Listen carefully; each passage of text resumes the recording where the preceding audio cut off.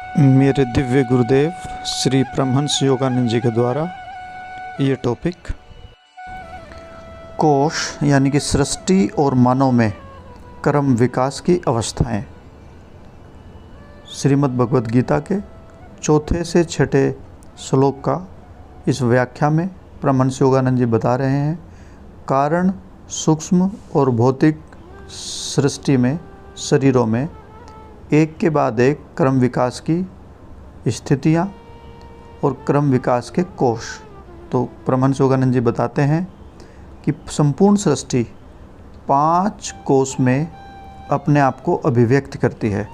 तो गुरुजी समझा रहे हैं कि जड़ खनिज यानी कि जो भी दिखाई देता है, ठोस रूप अणु और परमाणुओं का बना हुआ या जो भी चीज़ें हैं, जड़ खनिज सभी 5 कोशों में आवृत है।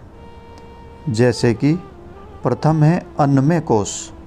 अन्नमय का कोश का मतलब पदार्थ के आवरण के हटने के साथ, यानी कि जब अणु और परमाणुओं के परे देखते हैं तो आवरण के हटने के बाद जो एक कोश आता है वो आता है प्राणमय कोश, अर्थात जीवन का आवरण प्रकट होता है। इसका परिणाम पौधों में जीवन की अभिव्यक्ति हैं। तो गुरुजी यहाँ पे समझाते हैं कि एक कोश है अणु और परमाणु, यानी कि अणु और परमाणुओं से बना जड़ पदार्थ। जब इसके अंदर जाते हैं तो जो दूसरा कोश है, जो दूसरा आवरण है जो आत्मा को ढकता है, वह है अन्नमय कोश। अन्नमय कोश मतलब जीवन का आवरण।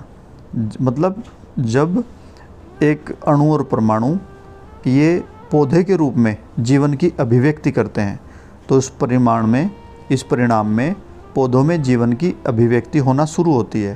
तथा जब प्राणमय कोश खुलता है, यानी कि जो पौधों में जो जीवन है जब उससे आगे देखते हैं तब प्राणमय कोश खुलता है और मनोमय कोश अर्थात मन का आवरण प्रकाशित होता है।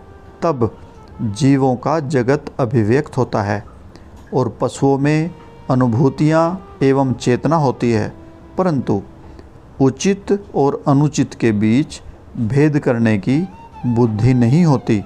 जब मनोमय कोश खुलता है तब क्या मिलता है? ज्ञानमय कोश अर्थात विवेक का आवरण प्रकाशित होता है। तो बुद्धि की अभिव्यक्ति होती है, अर्थात मनुष्य जिसमें सोचने, तर्क करने, विवेक और स्वतंत्र इच्छा शक्ति के प्रयोग के द्वारा अपने कार्यों को नियंत्रित करने की अक्षमता रहती है। जब मनुष्य इस विवेक शक्ति का उचित प्रयोग करता है तो ज्ञानमय कोश अंततः हट जाता है और आनंदमय कोश प्रकट होता है, यानी कि आनंद का जो आवरण है वो प्रकट होता है। दिव्य मनुष्य की यह अवस्था है। उसके और ईश्वर के बीच वैयक्तिक यानी कि इंडिविजुअलिटी का एक महीन पर्दा रहता है।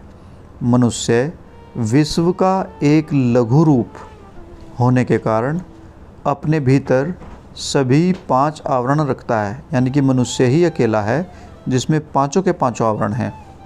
प्रथम अन्नमय कोश, यानी कि उसका शरीर भौतिक पदार्थ का बना है, अणुओं का बना है।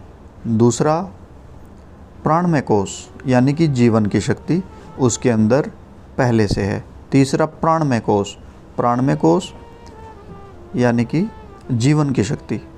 तीसरा आता है मनोमय कोश। मनोमय कोश का मतलब मन का आवरण, यानी कि जिसमें हम चेतना कुछ अनुभूतियाँ अनुभव करते हैं।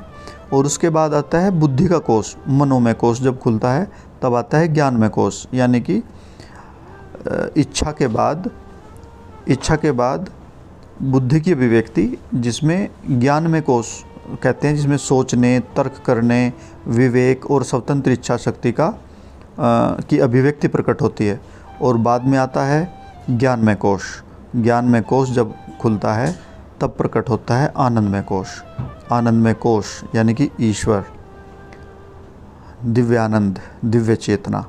तो मनुष्य विश्व की लघु रूप होने के कारण, यानी कि मनुष्य अपने आप में एक लघु विश्व है, अपने भीतर सभी 5 आवरण रखता है। क्या क्या?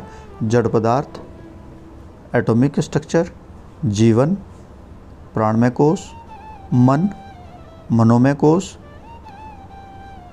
ज्ञान कोश यानी कि बुद्धि एवं आनंद। सृष्टि के सभी रूपों में केवल उसके पास ही इन सभी आवरणों को हटाकर अपनी आत्मा को मुक्त करके ईश्वर के साथ एक होने की अक्षमता है। जिस योग का श्रीमद् भगवत गीता में वर्णन किया जाता है और इन वर्तमान श्लोकों में श्लोक नंबर 4 से 6 में स्पष्ट किया गया है, वह विधि है जिसके द्वारा मुक्ति प्राप्त की जा सकती है। ध्यान के उचित अभ्यास से एक्सपर्ट निष्णात योगी प्राणायाम और प्राण शक्ति पर नियंत्रण के द्वारा प्राणमय कोश को खोलता है। वह पाता है कि वह प्राण शक्ति जड़ पदार्थ एवं परमात्मा के बीच की कड़ी है। प्राण शक्ति का नियंत्रण ही वह जड़ पदार्थ की वास्तविक प्रकृति यानी कि मनोमय कोश को ब्रह्म में भ्रमित प्रत्यक्षीकरण के रूप में जानता है। जैसे ही भीतर की ओर प्रवाहित हुई प्राण शक्ति चेतना को सीमित मनोमय कोश की अपनी एक रूपता से मुक्त करती है, यह कोश खुल जाता है ताकि बुद्धि यानी कि ज्ञान में कोश के विवेकशील गुणों की उसके जीवन और ध्यान में प्रधानता रह सके। सही आध्यात्मिक कार्य एवं ध्यान के द्वारा विवेकशील गुणों का विकास उसे अंततः आखिर में बुद्धि के आवरण को हटाकर सूक्ष्म आनंदमय कोश को प्रकाशित और प्रकट करने की अक्षमता प्रदान करता है, जो कि आत्मा का कारण शरीरी खोल है, आवरण है, जिसमें शुद्ध सर्वज्ञ अंतर्ज्ञान और ज्ञान की अक्षमता है। गहनतम ध्यान में आनंदमय कोश को हटाकर योगी अपनी आत्मा को परम आनंद में ईश्वर एकात्मकता में मिला देता है।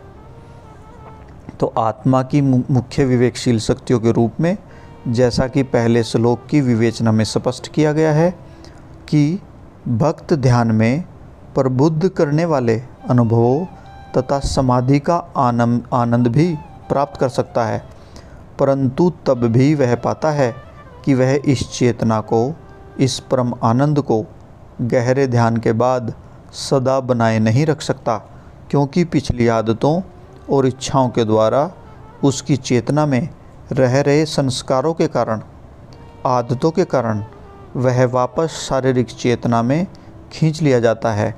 यह योगी की अवस्था होती है जब वह आध्यात्मिक युद्ध की तैयारी करता है। शुद्ध विवेकशील शक्तियाँ, जिनमें से मुख्य पांडु के 5 दिव्य पुत्रों के प्रतीक हैं, आत्मा के शारीरिक राज्य को पुनः प्राप्त करने के लिए योगी के भीतर जागृत हो चुकी हैं। जय गुरु जी।